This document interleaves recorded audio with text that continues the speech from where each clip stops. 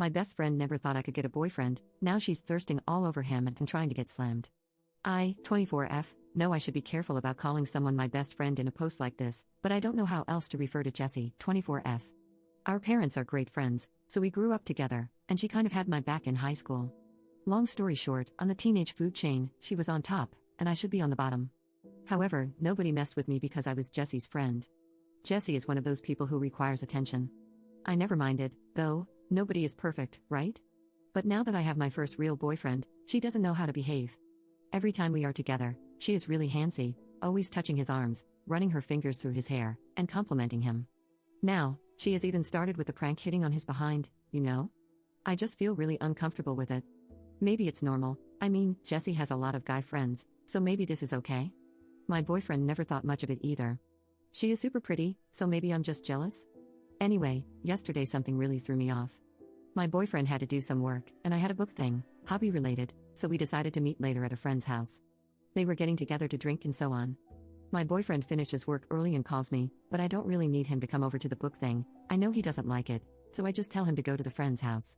Then I start getting texts from Jessie like, "Girl, you gotta come to this party now, your boyfriend is so wasted lol, we drank so much, you need to come and stop us lol, I can't behave myself if you don't get here soon," and so on. The book thing took longer than I thought, and I was just getting madder and madder. But I am a very non-confrontational person, so I deal with it. I call my boyfriend when it's over because I don't feel like going to this party anymore, but I was his ride, so I ask him if he needs me to come pick him up. He says, sure, and I get there and don't even go inside. I am ready to release the hounds of hell on him, but he gets in my car, and he is stone cold sober. I ask him if he was drinking and then show him Jessie's texts. He gets super upset and says she was lying, he wasn't even hanging out directly with her but catching up with a friend who just came back to town. He says I should have texted him, letting him know what she was saying so he could confront her about it, since you don't ever seem to be able to give that girl some boundaries, his words. Now I am thinking maybe I should talk to Jessie? But maybe she was just tipsy and annoying me because she wanted me there. I don't know, I mean, this girl was really nice to me growing up when she could have been a B-word. I don't like how she behaves around him, but at the same time, I don't want it to look like I don't trust her. Is there a polite way of going about it? Update 1. Last night, we were alone because she wanted me to help her choose clothes for an event. I was at her place, so I thought I should say something. I was very polite and just said that I knew she meant no harm, but I didn't feel good about it, so I asked her if she could tone it down.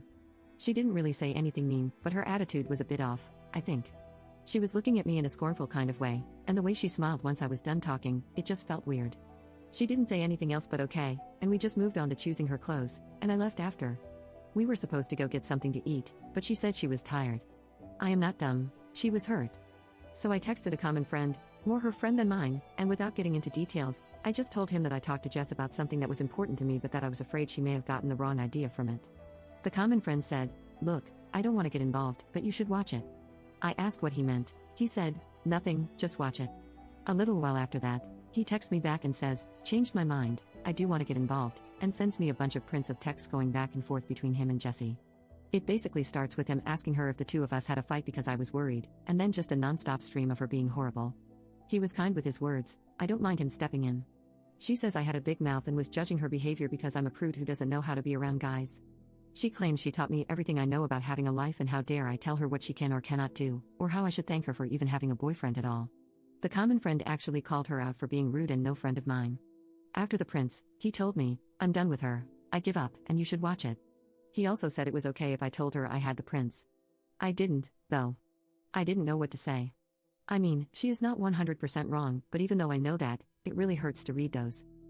This morning I woke up and saw she texted me late at night. She says she knows Pete sent me the prince and she didn't mean to be rude, but it's ridiculous that I am jealous of her because if she wanted my boyfriend, she could just have him. She even said, you want me to prove it? She ends it with kisses and a joke. So I don't know if she was being playful, apologizing, threatening, or being pragmatic. I haven't answered her yet. I don't know what to say. Should I even say something? Or should I just let it go? Update 2. Turns out she already went after him. I was stupid.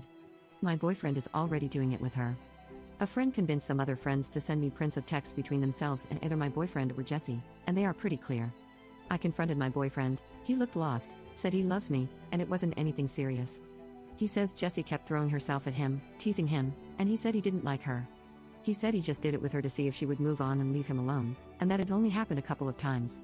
He says he won't do it anymore, he doesn't even like her, he loves me, asking me to please forgive him. From the text, once I finally made it through them all, I think that Jessie went to the party, where my boyfriend and I met, because she wanted to hook up with him. She had it bad for him, but he didn't feel the same way. She was trying to get him to break up with me, and then to get me to break up with him, and it worked. As of yesterday, he is a single man. In some of those texts, they are talking about some of the hookups. I feel sick to my stomach. I blocked him because he was still trying to get in touch, and I ghosted her, but she just sent me a message saying she just heard what happened and, you know, this was probably for the best, right? I just feel like screaming. Update 3. I said I'd come back if anything relevant happened. My ex-boyfriend kept trying to get in touch through common friends. They kept asking me to unblock him and at least hear him out because he was really sorry. He loved me, he was a mess, and he didn't mean to. Someone even went as far as to ask me if I was really sure it happened. They offered to send me prints of texts where he was talking about me, so I'd see how he always had great things to say and how much he cared, but I've had it with the print screen drama for life and said no. To the ones who insisted, I told them I wasn't unblocking him, had nothing to say or hear, and if they kept pushing me, I'd block them too. I ran into my ex-boyfriend at this book thing I often go to. Maybe I'm being presumptuous, but I think he went there for me. He didn't really have any business there, but I'm just speculating really. He asked if I had a few minutes for coffee, and I said I was late, so he walked me to my car. He looked so good and smelled great. He was so sweet, even wearing his hair the way I like it. I feel horrible because even after everything, I still like him. He apologized some more, said he knew I needed time and space, but asked if I'd consider giving him another chance because he would wait for me. He said he would never talk to Jessie again and would act like they had restraining orders against each other, and I just found it really funny how everything he was saying required me trusting him, which I don't. So I told him I wasn't interested anymore, and he should move on. I wish I said something snappier or wittier, but I had nothing. This was Saturday, and I haven't heard from him or friends since. I think that was that. Jessie also kept trying to talk to me. Like I told some of you in comments, I had a trip coming up. It would have been me, Jessie, my ex-boyfriend, and a few other friends. Since Jessie couldn't afford it, my parents paid for most of her expenses. She must have remembered this right after everything went down and panicked because I had everything like vouchers, confirmation emails, credit card info, etc. I didn't block her at first because I admit I was having some fun watching her despair. I talked to my mom, and she was amazing. She told me I should cancel everything, even if it cost us money. It was fine, so I did. And for one last bit of print screen drama, I printed all the emails I got confirming cancellations and sent those to Jessie with the word bye before blocking her. My roommate has been amazing. We were never really close, and now I don't even know why. She canceled plans with her friends to stay with me and invited me to go out with them next weekend. A few of you suggested I see a therapist, and I did. I really liked it. It was just one appointment, and I mostly just talked, but it felt good. She gave me homework. She talked a little about unhealthy and abusive relationships and asked me to think about my friendship with Jessie and try to point out what was healthy and what was unhealthy about it. It made me realize she was never really my friend. She was taking advantage of me for years, and she even had me thanking her for it. The therapist also told me about this saying, and I think it was called the narcissist's prayer, which goes something like, "That didn't happen. If it did, it wasn't my fault. If it was, I didn't mean it. And if I did, then you deserved it," which is totally how Jessie is handling this entire thing now, so good riddance indeed. And a final piece of gossip, Pete talked to me yesterday. He checks up sometimes. He's a good guy, and again, he likes guys, in case someone is still thinking this might turn into a romantic comedy.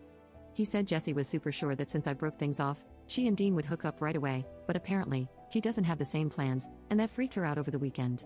Pete says he really is a mess and went out drinking hard for 4 nights in a row to the point he had to be carried home by his pals.